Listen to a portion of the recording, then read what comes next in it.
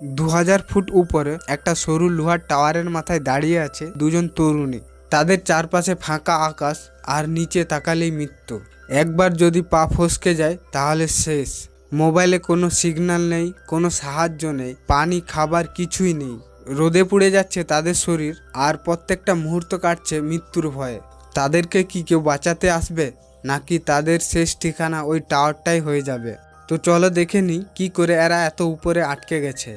গল্প শুরু হয় পাহাড়ের উপরে তিনজন অ্যাডভেঞ্চার প্রেমী মানুষকে নিয়ে। বেকি, তার হাজব্যান্ড ড্যান এবং তাদের বন্ধু হান্টার। তারা জোশের মধ্যে পাহাড়ের চূড়ায় উঠতেছে, কিন্তু হঠাৎ ড্যানের একটা ভুল সিদ্ধান্ত। ড্যান পড়ে যায় পাহাড় থেকে নিচে আর সেখানেই তার মৃত্যু হয়। বেকির চোখের সামনেই তার স্বামী মারা যায়। সে এই দৃশ্যটা দেখে হতবাক হয়ে যায় এবং ডিপ্রেশনে চলে যায়। তার ভালোবাসার মানুষ তার চোখের সামনেই মারা যায়। ড্যান মারা যাবার পর বেকি একেবারেই নিঃসঙ্গ হয়ে যায়।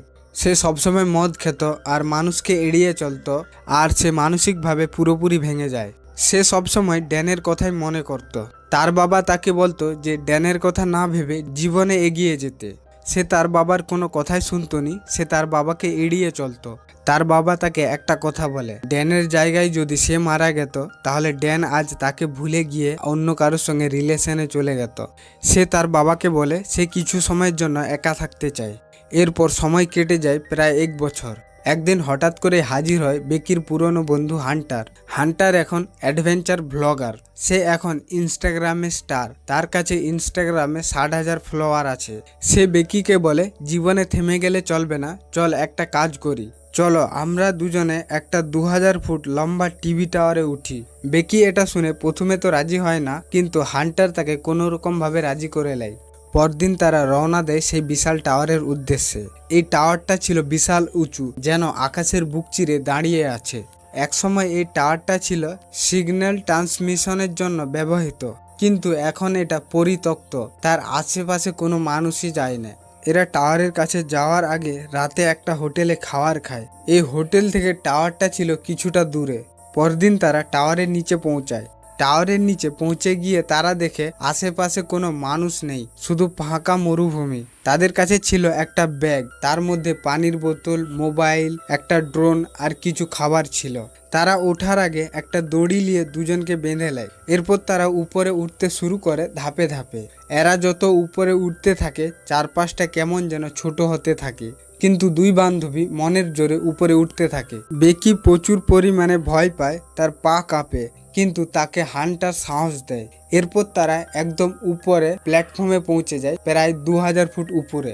তারা আনন্দে ভিডিও করে, ছবি তোলে এবং চিৎকার করে। তারা ভাবে যে তারা পৃথিবীর চূড়ায় উঠে গেছে। হান্টার বেকিকে তার ফোনটা ধরিয়ে দেয় ভিডিও করার জন্য, আর সে এক হাত ছেড়ে সেই টাওয়ারের উপরে ঝুলে থাকে। হান্টার এসব কিছু করতে ছিল সোশ্যাল মিডিয়াতে ছাড়ার জন্য। সে একজন সোশ্যাল মিডিয়া স্টার। তারা এই মুহূর্তগুলোকে ড্রোন দিয়ে ক্যাপচার করে ভিডিও বানায়। তো এরপর তারা সিদ্ধান্ত নেয় নিচে নামবে। আনন্দ আর উত্তেজনার মধ্যে হঠাৎ এক ভয়ঙ্কর কিছু ঘটে। তারা নামার জন্য সিঁড়িতে পা দেয়। পা দেওয়ার সঙ্গে সঙ্গে সিঁড়ির এক বিশাল অংশ ভেঙে নিচে পড়ে যায়। বেকি সেই দড়ির জন্য বেঁচে যায়। সে দড়ির সাহায্যে সেখানে ঝুলে থাকে। সে যদি পড়ে যায় তাহলে মৃত্যু নিশ্চিত। তার কাঁধে যে ব্যাগটা ছিল সেটা পড়ে গিয়ে একটা ডিস্কে আটকে যায়। ডিস্কটা ছিল তাদের থেকে অনেকটা দূরে। হান্টার তাকে কোনোরকমভাবে উপরে টেনে তুলে। এখন তারা বুঝতে পারে তারা আটকা পড়ে গেছে। নিচে নামার আর কোনো রাস্তা নেই।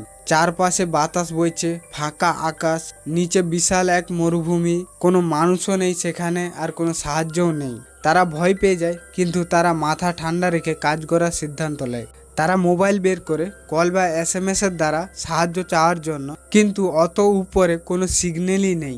তারা একটা বুদ্ধি খাটায়। হান্টার তার ফোনের মধ্যে একটা মেসেজ লিখে, তারা B67 টাওয়ারে আটকে গেছে, সাহায্য চাই, দয়া করে পুলিশকে ফোন করো। এটা লিখার পর তারা সেই ফোনটাকে একটা বুটের মধ্যে ঢুকিয়ে ভালো করে প্যাক করে নিচে ফেলে দেয়। তারা ভাবে যে হয়তো কোনো মানুষ এটা দেখবে আর দেখে তাদেরকে সাহায্য করবে। বেশ কিছুক্ষণ সময় কেটে যায়। তারা ভাবে যে তারা যে ফোনটা নিচে ফেলেছিল আসলে সেটা ভেঙে টুকরো টুকরো হয়ে গেছে, আর কোনো মানুষ সেটাকে দেখেনি। তারা সেখানে একটা দূরবীন আর একটা ফ্লেয়ার গান পায়। তো কিছুক্ষণ পর তারা দেখতে পায় টাওয়ারের নিচে একজন মানুষ আর একটা কুকুরকে। তারা উপর থেকে চিল্লাতে থাকে সাহায্যের আশায়, কিন্তু সেই লোকটা তাদের আওয়াজ শুনতে পায় না। লোকটার ধ্যান উপরের দিকে আনার জন্য কি করে, এরা নিজেদের বুট খুলে নিচে ফিকে। তারপরেও লোকটা বুঝতে পারেনি আসলে কি হচ্ছে কি। সেই লোকটা তার কুকুর নিয়ে সেখান থেকে চলে যায়। বেকি বলে সে এই ফ্লেয়ার গানটা ছাড়বে, হয়তো তাদেরকে দেখে নিবে। হান্টার বলে এখন যদি ফ্লেয়ার গান ছাড়ে তাহলে দিনের বেলায় কেউ দেখতে পাবেনি, এটা রাতের বেলা ছাড়বে। তো এরপর রাত হয়ে যায়। রাতের বেলায় তারা ফ্লেয়ার গানটা ছাড়ে। যে লোকটা টাওয়ারের নিচে এসেছিল তারা এদের দুজনকে দেখতে পায়, কিন্তু তারা এদের দুজনের সাহায্য করেনি। এরা কি করে, হান্টারের গাড়িটা নিয়ে পালিয়ে যায়। এরপর তারা কি করে, নিচে যে ব্যাগটা পড়েছিল, হান্টার একটা দড়ির সাহায্যে নিচে লাভে ব্যাগটা নিয়ে আসার জন্য। দড়ি অনেকটা ছোট ছিল, তো তার হাত ব্যাগে পৌঁছায় না। তো সে দড়ি থেকে মুক্ত হয়ে সেই ডিস্কটার উপরে লাফ দেয়। সে কোনোরকমভাবে সেই ব্যাগটা দড়িতে আটকায়, আর সে লাফ দিয়ে সেই ব্যাগটার উপরে ভর করে দড়িটা ধরে নেয়। বেকি উপর থেকে ভয় পাচ্ছিল যে হয়তো হান্টার নিচে পড়ে গেছে। সে নিচের দিকে তাকিয়ে দেখে হান্টার তখন ব্যাগের মধ্যে ভর করে ঝুলে আছে। সে কোনোরকমভাবে তাকে টেনে তুলে। বেকি নিচে ড্রোন পাঠানোর কথা বলে। তাদের কাছে একটা ছোট ড্রোন ছিল। তারা কি করে, একটা কাগজের মধ্যে লিখে তারা কেমনভাবে এইখানে ফেসে আছে, তো সেই ড্রোনের পিঠে সেই কাগজটা জড়িয়ে ড্রোনটা সেই হোটেলের দিকে ছেড়ে দেয়। ড্রোনটা কিছুটা দূর যাওয়ার পর তারা বুঝতে পারে যে ড্রোনের ব্যাটারি শেষ হয়ে গেছে। তো তারা কোনোরকমভাবে তাড়াতাড়ি করে ড্রোনটা তাদের কাছে আবার ফেরত নিয়ে আসে। এদিকে সময় চলে যাচ্ছে। তারা ক্ষুধার্ত আর ক্লান্ত আর ভয়াবহভাবে অসহায়। তাদের কাছে যতটুকু পানি এবং খাবার ছিল তারা ভাগ করে খায়। বেকি ও হান্টার প্ল্যাটফর্মে বসে থাকে হতাশ হয়ে। বেকির চোখে পড়ে হান্টার যেন কিছু তার থেকে লুকাচ্ছে। সে বেকিকে জিজ্ঞাসা করে। হান্টার চুপ থাকে, কিন্তু বেকি প্রশ্ন করে, তুই আমাকে এখানে নিয়ে এলি কেন, শুধু কি অ্যাডভেঞ্চারের জন্য? হান্টার বাধ্য হয়ে স্বীকার করে। সে বলে ড্যানের সঙ্গে তার একসময় সম্পর্কে জড়িয়ে পড়ে গিয়েছিল। এই কথা শুনে বেকি একদম ভেঙে পড়ে যায়। তার মনে হয় যাকে সে ভালোবাসত সে তাকে প্রতারণা করেছে।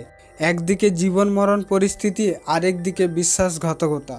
বেকি একা হয়ে যায়। এটা শোনার পর সে চুপচাপ বসে থাকে। হান্টার তার কাছে ক্ষমা চায়, কিন্তু বেকি চুপ করে থাকে। হান্টার বলে তুই চাইলে আমাকে ঘৃণা করতে পারিস, কিন্তু এখন আমাদের একসাথে লড়তে হবে। বেকি বলে ঠিক আছে, বাঁচার জন্য এখন কিছু করতে হবে। তো তারা ড্রোনটা চার্জ দিবার জন্য একটা জোগাড় করে। তারা যে প্ল্যাটফর্মের উপরে বসেছিল তার পিছনে একটা মোটা লোহার রড ছিল, যার মাথায় একটা আলো জ্বলতো। বেকি কোনোরকম ভাবে তার উপরে ওঠে। তার সেই লাইটটা খুলে সে কোনোরকম ভাবে জোগাড় করে ড্রোনটা চার্জ দেয়। তো ড্রোনটা চার্জ হয়ে যাবার পর এরপর তারা সেই ড্রোনটা সোজা হোটেলের দিকে পাঠায়। ড্রোনটা হোটেলের কাছাকাছি ছিল, কিন্তু সেই মুহূর্তে একটা ট্রাকে ধাক্কা লেগে ড্রোনটা ভেঙে রাস্তায় পড়ে যায়। ট্রাকের মালিক লেবে দেখছিল কি হয়েছে, তার গাড়িতে কিসে আঘাত করেছে। বেকি এসব কিছু দূরবীন দিয়ে টাওয়ার থেকে দেখতেছিল। সে ভাবছিল এই লোকটা তার মেসেজ পড়বে, কিন্তু সেই লোকটা তার গাড়ি নিয়ে চলে যায়। বেকি এটা দেখে হতবাক হয়ে কাঁদতে থাকে আর বলতে থাকে ফিরে আসো, ফিরে আসো। হান্টার এখনো সাহস হারায় না। সে বেকিকে বলে আমরা এখনো বেঁচে আছি। এরপর রাত নামে, অন্ধকার হয়ে যায় আর চারপাশে ঠান্ডা বাতাস বইতে শুরু করে।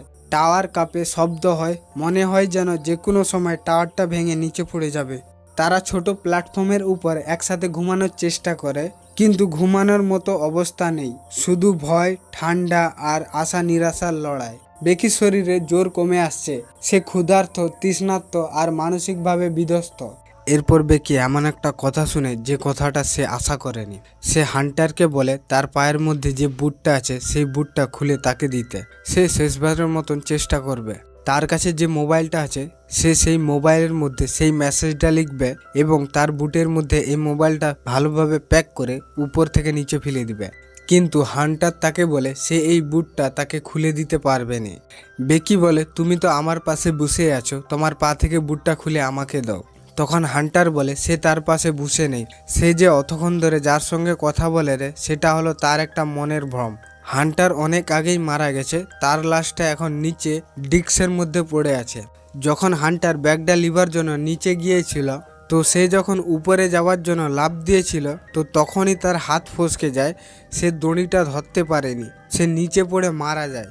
বেকি এটা শোনার পর ভয় পেয়ে যায়। সে কাঁপতে কাঁপতে কোনোরকমভাবে নিচের দিকে তাকায়। সে দেখতে পায় যে সেই ডিস্কের উপরে তার বন্ধু হান্টারের লাশ পড়ে আছে। সে বুঝতে পারে যে এখন থেকে সে একা, তাকে একাই বেঁচে থাকতে হবে। সে শেষবারের জন্য তার ফোনে একটা ভিডিও রেকর্ডিং করে। এই রেকর্ডিংটা সে তার বাবার জন্য করে। সে তার বাবাকে বলতে চায় যে সে তার বাবাকে প্রচুর ভালোবাসে। সে বেঁচে থাকার জন্য প্রাণপণে লড়েছে, তার মেয়ে হার মানেনি।